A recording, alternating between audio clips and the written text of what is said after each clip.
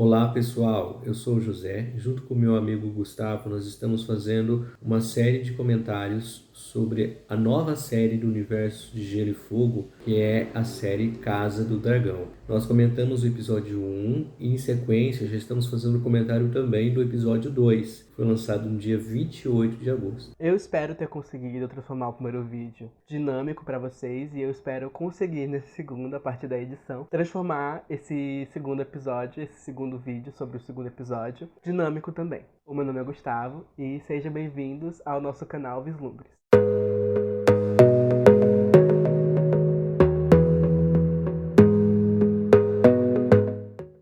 Antes de tudo, eu quero avisar que esse vídeo vai ter grandes spoilers da série. Como a gente vai comentar sobre o segundo episódio de A Casa do Dragão, consequentemente esse vídeo vai ter spoilers sobre o episódio. Então eu aconselho a vocês que vejam o episódio primeiro, depois voltem para o vídeo. E eu também recomendo que vocês vejam o vídeo da gente comentando sobre o primeiro episódio. Dito tudo isto, vamos ao vídeo. Uma primeira coisa que me chamou bastante atenção no episódio 2 foi a própria abertura, em que eles resgatam um monumento relativo à própria Valíria. Então eles constroem a estrutura de Valíria, né, uma cidade ali valeriana, provavelmente eles se referem ali como sendo uma das grandes cidades valerianas, e mostram rios de sangue correndo pelas ruas daquela cidade, por toda aquela conjuntura. E esses rios de sangue alimentavam a casa Targaryen, alimentavam ali o símbolo da casa Targaryen. E isso é bastante sintomático de como se pretende mostrar quem são os Targaryens, né? O próprio nome, ou o próprio estandarte, ou frase que guia a casa é fogo e sangue, mostrando que os Targaryens conseguiram chegar à sua glória por meio justamente da destruição de seus inimigos, massacre de todos aqueles que se opusessem ao seu domínio. Então, e para isso eles vão se valer dos dragões. Então, eles vão ser senhores de dragões como uma forma de impor o seu domínio. E é interessante que o rei Viserys, ao longo desse segundo episódio, ele resgata, num pequeno trecho em que ele está conversando com a Alicent, um conhecimento sobre como era a Valíria no seu apogeu, né? Então ele comenta que eram mais de 1000 dragões, e de como existiam magos de sangue ou bruxos de sangue, e a cidade era construída muito próximo ao vulcão, e é dessa fonte que eles tiravam o seu poder. E a queda de Valíria, né, foi justamente pela erupção desse vulcão e destruição de toda aquela cidade, de todo o centro do poder valeriano, e com isso também dos dragões que estavam ali próximos, né? Então a casa Targaryen fugiu dessa destruição e conseguiu se estabelecer em Westeros, mas não alcançavam, segundo a visão de Viserys, o apogeu, ou era muito difícil que fosse possível resgatar aquele apogeu de Valíria. Então ele percebe que a casa Targaryen, na verdade, já é uma casa decadente diante do poder que outrora havia em Valíria. Então se percebe que existe um saudosismo em Viserys, e também que ele é um rei um tanto intelectual. Pelo que se mostrou no segundo episódio, ele é um rei de tempos de paz. Mas esses reis de tempos de paz, às vezes, não são suficientes para atender às demandas de um conjunto, de uma estrutura política como a de Westeros, em que os lords buscam sempre cada vez mais poder. Existem alguns filósofos que falam que a política é a continuação da guerra e a guerra é a continuação da política. Isso é bem visível na estrutura como Westeros se coloca, né? Porque são relações de poder que são estabelecidas ali, e o Viserys, na medida em que ele não consegue lidar muito bem com essas relações de poder, ele não consegue muito bem fazer o jogo dos tronos, ele vai se enfraquecendo cada vez mais, também levando ao enfraquecimento da casa Targaryen. O começo do episódio, ele é a reunião do Pequeno Conselho, e nessa reunião eles tratam sobre, na minha opinião, sobre 3 grandes temas. E o primeiro tema é sobre a morte do comandante da Guarda Real e da importância de achar um novo membro para essa guarda. Outro assunto tratado no Pequeno Conselho é sobre o Daemon Targaryen. O Daemon Targaryen, ele está em Pedra do Dragão, né? Eles estão aconselhando o rei a tomar algumas atitudes. Mas o rei Viserys não liga muito, ele realmente não tá nem aí sobre o que o Daemon tá fazendo. Ele apenas deixa pra lá. E o terceiro assunto é sobre Stepstones. O Corlys Velaryon, ele está bastante preocupado com Stepstones, pois é uma área que circula bastante navios, né, comercialmente falando. E a família Velaryon, ela é bastante rica por causa desses comércios através do mar. E tá tendo bastante rebeliões lá, tá tendo bastante piratas roubando navios, navios sendo queimados, e o Corlys traz esse assunto ao Grande Conselho, ao Pequeno Conselho. Mas, novamente, o Viserys parece não estar tão interessado assim.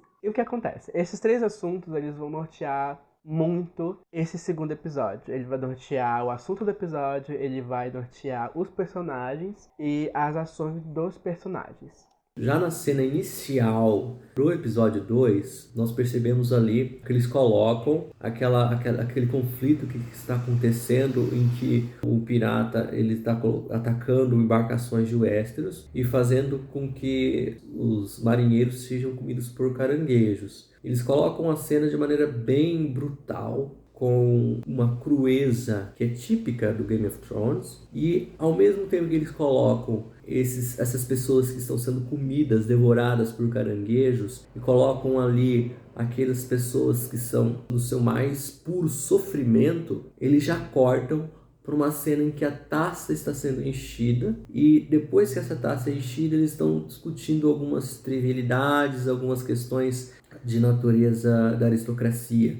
E eu quero chamar a atenção para essa dualidade de sofrimento do povo versus esbanjamento da aristocracia, em que nós colocamos aí esse antagonismo entre a realidade do povo e a realidade da aristocracia, que existe de maneira patente em Westeros. E com isso a gente consegue tornar explícito como essa sociedade é uma sociedade cheia de uma contradição muito patente, e essa contradição vai gerar conflitos muito grandes. Pode gerar também conflitos muito grandes na forma como o povo enxerga essa aristocracia. Na nossa sociedade, a sociedade real, né, não de uma ficção, nós também podemos tentar fazer uma percepção disso. Existe também na nossa realidade pessoas que sofrem muito, uma crueza de sofrimento muito forte. Ao lado existem pessoas que vivem dentro de um luxo muito grande, um esbanjamento muito grande, fazendo alguns jogos de poder. E esse paralelo que pode ser estabelecido entre realidade e ficção é interessante para a gente perceber e fazer o exercício de entender em que medida nós queremos ser uma sociedade com tamanha desigualdade, com tamanha contradição, ou nós queremos contrapor essa contradição com uma coerência no sentido de desenvolver um lugar mais justo de se viver. Eu acho que essa dualidade que apareceu na série me chamou a atenção para essa reflexão, que eu acabei levando para dentro de mim, e eu compartilho com vocês também nesse momento. Dito isso sobre a primeira cena do episódio, sendo o Pequeno Conselho relatando esses assuntos ao rei, vamos falar então sobre o primeiro assunto que é tratado no Pequeno Conselho, que é a escolha do novo integrante da Guarda Real. O que acontece no contexto que a série está? Corlys Velaryon fala sobre Stepstones, fala sobre a preocupação dele, que o rei devia intervir naquele assunto, tanto pelo reino, mas também por assuntos pessoais do Corlys. Mas o rei, como eu disse, ele não tá tão interessado em intervir naquela rebelião, naquela mini guerra que tá acontecendo ali.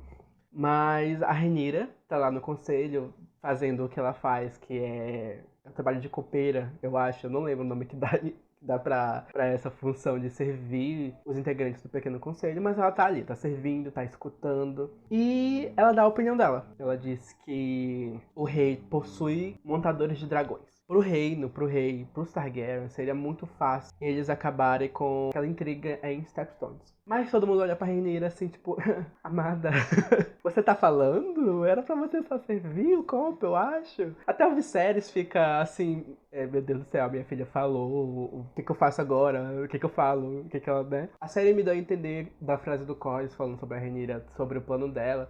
Foi comum assim, nossa, o rei não pensa nisso, e até a princesa pensa nisso, até a princesa tem um plano pra isso e o rei não tem. Foi esse tom que eu acho que foi a frase do Corlys Velaryon. O que acontece? Todo mundo fica assim, Rhaenyra, eu acho que você não entende muito sobre política. Então eles encarregam a Rhaenyra de escolher o novo integrante da Guarda Real. O que, na minha opinião, na minha visão, eu não sei se foi o que a série quis passar, eu não sei se algumas pessoas pensaram mesmo que eu, possivelmente pensaram. A Rhaenyra, ela se tornou herdeira do Trono de Ferro. Na minha visão, se tornar herdeiro do Trono de Ferro requer alguns deveres, principalmente para um herdeiro. Então eu acho que na visão de um rei, é normal a Rhaenyra estar participando dessas reuniões, não servindo os integrantes. Para mim é normal ela dar a opinião dela, é normal as pessoas olharem para ela e tentarem escutar o que a Rhaenyra tá falando. Não quer dizer que a Rhaenyra esteja certa, pode ser realmente que ela esteja errada em pegar os dragões e queimar todo mundo à louca, mas é meio que o papel do rei, o papel do conselho, o papel, dever, obrigação até, relatar e dizer pra herdeira que o que ela pensou tá errado e mostrar um novo caminho pra ela. Ou seja, ajudar ela a pensar melhor, ajudar ela a entender como funciona todas aquelas tramas políticas do reino. Mas não, eles olham pra ela e pensam, o que é que ela tá fazendo aqui, né? Bota ela pra fazer outra atividade, uma atividade pequena, podemos dizer assim. O Viserys até fala, tipo assim, você vai escolher o novo integrante da Guarda Real, porque ele também vai te proteger, então faça essa atividade, por favor, né? Vai lá fazer, Rhaenyra. A Rhaenyra vai, né, fazer a atividade que foi designada pra ela, com uma cara tipo assim, meu Deus, você tá me tirando do pequeno conselho, eu não posso, né, falar nada, eu sou a herdeira, né, enfim. Ela vai lá e realiza a atividade de escolher o novo integrante da Guarda Real, e ela escolhe o Sir Criston Cole, com a justificativa de que ele era o único ali entre os concorrentes, vamos dizer assim, para ser o novo integrante da Guarda Real, que tinha experiência em batalha. E o Otto Hightower vai lá tentar falar pra Rhaenyra que as outras casas são aliadas dos Targaryen e tudo mais, mas a Rhaenyra olha pra ele e fala bem assim, mas é de um soldado, de um guerreiro, que tem experiência em batalha que meu pai precisa agora. Isso em mente que ela já está pensando na guerra em Stepstones. Nessa cena, o Hightower, na minha opinião, percebe que se a Rhaenyra se tornar rainha, ela não vai ser tão fácil de ser dobrada, ela não vai ser tão fácil de ser manipulada por ele. Outra cena que eu acho super importante nesse segundo episódio é a cena em que a Rhaenyra conversa com a Alicent Hightower. Nessa cena, a Rhaenyra basicamente expõe os sentimentos dela. Os sentimentos sobre o luto, sobre a morte da mãe dela, sobre as poucas conversas que ela está tendo com o pai, os poucos contatos que ela está tendo com o seu pai. E a Alicent aconselha a Rhaenyra que, bem, ela que vai ter que dar iniciativa para conversar sobre esses assuntos com o pai dela. Humildemente falando, na minha opinião, eu acho que a Alicent realmente gosta da Rhaenyra. Mesmo estando nessa ocasião de o pai dela tá empurrando ela pra cima do rei, eu realmente sinto, né, eu costumo sentir, eu tenho fé no meu coração, que a Alicent, ela realmente gosta da Rhaenyra como amiga, ela realmente gosta dela, gosta da companhia dela, ela considera a Rhaenyra como amiga. E eu acho a Alicent Hightower na série muito interessante. E pode ser que se torne uma das minhas personagens favoritas, mas daqui a pouco eu falo da Alicent, né? Eu só queria realmente exaltar a cena em que as duas estão na frente de várias velas, que mostra que a Alicent Hightower ela é uma pessoa religiosa, ela gosta de fazer orações e tal, e aconselha a Rhaenyra a fazer o mesmo. Eu acho uma cena bem interessante, eu gosto bastante dessa cena. Por outro lado, nesse segundo episódio, me surpreendi com o Daemon, porque o Daemon está se mostrando um cara que é bastante hábil no jogo dos tronos. Por quê? Porque ele confunde os seus inimigos. Ele confunde quais são as suas intenções e faz com que os seus inimigos revelem as suas cartas a partir de falsas informações que ele disponibiliza. Então ele disponibilizou a falsa informação de que ele estava se opondo ao seu irmão, de que ele se declarava príncipe da Pedra do Dragão, de que ele iria se casar novamente, de que essa nova esposa estava grávida e que ele iria pegar o ovo para o seu filho. Todas essas informações que ele disponibilizou eram falsas, pelo que se percebe do contexto da série. Tanto é que, quando a princesa Rhaenyra chega com o dragão, ele devolve o ovo e não se opõe à soberania que ela tem como sucessora. Ele se submete e reconhece ela como legítima herdeira. Tanto é que ele entrega o ovo a ela e dá as costas e vai embora. Além disso, logo após, a própria amante do Daemon fica brava com ele porque ele disponibilizou essas informações falsas como meio de sentir o seu irmão, sentir como ele estava se organizando, também sentir as pessoas que estavam em torno dele. Então, até o momento, eu não consigo perceber o Daemon como um traidor da casa Targaryen, sim como um protetor dos interesses da casa Targaryen. Ao contrário do primeiro-ministro, o Hightower, em que ele se coloca totalmente solícito, mas na verdade ele está buscando cada vez mais poder. E ao final do episódio, como a gente percebeu, ele alcançou grande poder, porque ele conseguiu fazer com que a sua filha Alice fosse escolhida pelo rei para ser a sua nova esposa. E com isso estabeleceu um conflito com a casa Valerion. E a casa Valerion é uma casa muito importante, porque além de ser muito rica pelo comércio marítimo, ela é ligada aos Targaryens por casamento. Tanto é que o Lorde dos Valerion é casada com a rainha que nunca foi, que era a legítima herdeira do trono de ferro e numa linha direta, desconsiderando descendência masculina e feminina, mas que por preconceito dos lords de Westeros, né, por ser uma sociedade patriarcal, machista, eles não permitiram que a Rhaenys assumisse como rainha de Westeros e fizeram com que o herdeiro, o homem mais próximo, assumisse como rei de Westeros. Ao fazer essa escolha, o Viserys estabelece um conflito bastante grande com a casa Valerion. E ao estabelecer esse conflito, isso vai ter implicações ao longo de todo o episódio. Ao longo do episódio não, né, gente? Ao longo de toda a série. E a gente já percebe ali, quando a gente olha a cena final, que o Lorde da casa Valerion, ele tá ali já buscando uma forma de se opor ao rei. Ele vai buscar quem? Justamente o Daemon, para fazer essa oposição ao rei Viserys. É interessante perceber nessa cena como o Daemon se mostra leal ao Viserys. Só eu posso falar mal dele, do meu irmão, você não pode não. Fica quieto aí, não fale mal dele. Então a gente já percebe novamente a lealdade que o Daemon possui para com a casa Targaryen e também para com seu irmão, apesar dele fazer diversos jogos justamente buscando garantir uma posição de poder, que o seu irmão não consegue perceber a natureza desses jogos que fazem parte da estrutura política de Westeros.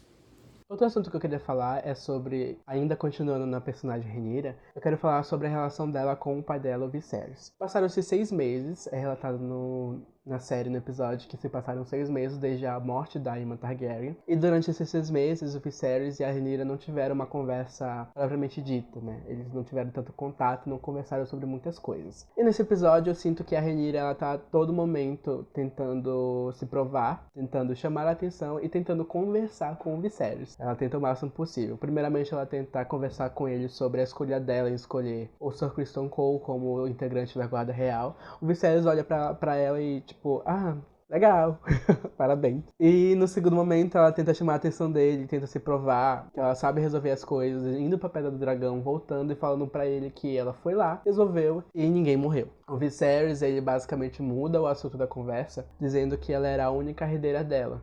E que eu acho que, na minha opinião, até aquele momento ele nem se importa se ela é herdeira dele ou não. Ele só lembrou que ela é herdeira porque ela tava correndo risco de morrer. E acho que só depois dela ter voltado de Pedra do Dragão que o Viserys percebeu que a Rhaenyra, ela é herdeira do trono. A Rhaenyra, ela não é mais uma garota. Pela primeira vez, durante 6 meses, eles sentaram e conversaram sobre o luto, conversaram sobre a mãe, conversaram sobre eles estarem sentindo falta dela, conversaram sobre tristeza. Eles também conversaram sobre o papel da Rhaenyra como herdeira. Pode ser que agora ele olhe pra ela como ela é uma herdeira. Eles também conversaram sobre papéis sociais, os deveres de um rei, os deveres de uma princesa, os deveres de uma rainha.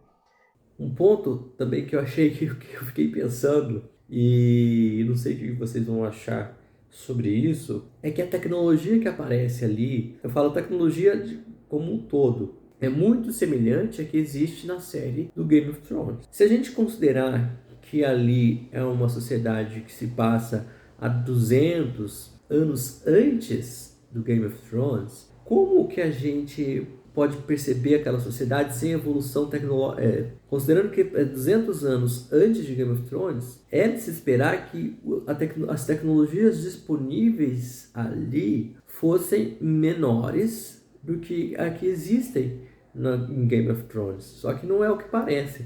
Parece que eles têm as mesmas tecnologias que haviam no Game of Thrones. E se existem as mesmas tecnologias, quer dizer que durante o Game of Thrones não houve evolução tecnológica nenhuma, o que é um contrassenso, né? Porque se a gente pensar 200 anos, mesmo num período de Idade Média, você tem desenvolvimentos tecnológicos, você tem mudanças da forma como as coisas são organizadas, eles mostram praticamente as mesmas tecnologias. E isso acho que é uma falha na forma como eles percebem a estrutura de sociedade em Westeros, né? Se eles estão emulando, se eles estão simulando uma sociedade, se eles estão simulando a forma como a sociedade se organiza, também era de se esperar eles perceberem, terem esse tato, né, os roteiristas, para a necessidade de inserir ali um contexto de tecnologias menos desenvolvidas do que as existentes em Game of Thrones. Só que não é o que se percebe, porque ali existe tanto as mesmas tecnologias praticamente que existiam em Game of Thrones existem em Casa do Dragão. Então quer dizer que não houve evolução tecnológica nenhuma em 200 anos em Westeros? Esse é o questionamento que eu coloco para vocês perceberem também que isso, para mim, no meu sentir, é uma falha no roteiro e que acaba fazendo com que a série perca em qualidade narrativa, né? Por ser uma falha na percepção de sociedade e acaba estragando a verossimilhança com a realidade. A próxima cena que eu vou comentar é, pra mim, uma das cenas mais importantes do episódio. E qual é o contexto dela? Bem, o reino, o conselho, o pequeno conselho do rei, eles estão em cima do Viserys para que ele se case. E de acordo com Corlys, a coroa ela está sendo vista como uma coroa fraca, pois a rainha morreu e eles têm uma herdeira ao trono de ferro.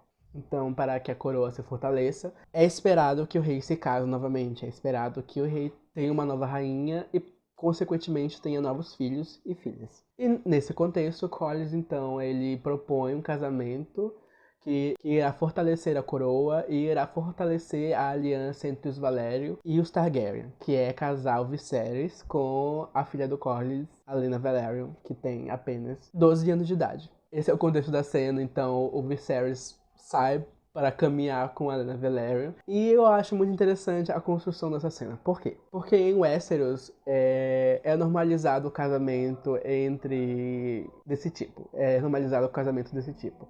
Viserys, que tem o quê? 40? Indo para 50? E a Lena de 12, é normalizado no mundo de Westeros. A série sabe que no mundo dos telespectadores, isso não é normalizado. Isso com certeza não é normalizado. Então eles transformam essa cena que em Westeros seria visto como algo normal, a gente não veja. A série constrói essa cena para ela ser realmente desconfortante. Nossa, e quão desconfortante é? Na minha opinião, essa cena é a cena do parto do episódio 2. O episódio 2 com certeza é mais desconfortável do que essa cena, mas essa cena, ela não fica pra trás em quesito de estranheza, em quesito de desconforto, em quesito de tipo assim, meu Deus, o que eu tô vendo? Porque claramente vemos que a Lena é uma criança. O assunto que ela tem com o Viserys é os interesses que uma criança teria. Dragões. Ela pergunta onde está a Veiga, que é a dragão mais velha daquele mundo, que ela não cabe no Força dos Dragões. Ela começa a falar sobre os assuntos dela, ela começa a mostrar interesse em dragões e tal. E a única coisa que ela fala sobre casamento, com o Viserys, é algo ensaiado pelo pai dela. É algo que o pai dela falou pra ela falar. Não é ela que tá falando. E a mãe dela basicamente diz pra ela que a Lena não teria que deitar com o Viserys até que ela atingisse uma certa idade. Então são coisas que, ditas por uma criança, são realmente muito estranhas. E eu gosto muito dessa cena, pois a série sabe que, moralmente e eticamente falando, aqui no nosso mundo não é visto como algo bom. E eles fizeram muito bem em transformar essa cena em algo muito desconfortável. Muito bom. Finalizando, o que eu posso falar sobre o segundo episódio? O segundo episódio, ele deu continuidade a um foco narrativo justamente de conflito entre o Rei Viserys e o Daemon, de fortalecimento do Hightower com a sua ascensão no controle da realeza, coloca também a princesa Rhaenyra numa posição de fortalecimento e ao mesmo tempo enfraquecimento. Ela coloca numa posição de dualidade. E com isso, diante dessa dualidade que ela está vivenciando, ela vai ter que fazer algumas escolhas ao longo da sua trajetória. Vamos ver quais escolhas serão essas ao longo da série. E um ponto importante, existem conflitos exteriores, que estão se desenhando, e nesse segundo episódio já se tornou bem explícito como esse conflito externo, esse conflito com potências estrangeiras, podem abalar o Trono de Ferro. Bem, esses foram os nossos comentários sobre o segundo episódio de Casa do Dragão. E como vocês podem perceber, esse segundo episódio ele foi bem cheio de diálogos. Diálogos bem... Na minha opinião, claro, são diálogos bem escritos, eu acho. Eu acho que a série tá indo muito bem nesse quesito de diálogos. São bastante diálogos, são bastante relações entre os personagens. São bastante consequências de ações de personagens no futuro. Eu acho isso muito legal. Eu gostei muito desse segundo episódio e eu espero muito gostar do terceiro, do quarto, do quinto e do sexto. Eu espero que vocês tenham gostado desse vídeo. Se vocês concordam com as nossas opiniões, com as nossas visões, com nossas reflexões sobre a série, comenta aqui nos comentários. Digam o que vocês mais gostaram no episódio, qual é a cena que vocês mais gostaram. E por favor, curtam esse vídeo e recomendem para os amigos que gostem do mundo de Game of Thrones. Muito obrigado e até o próximo vídeo.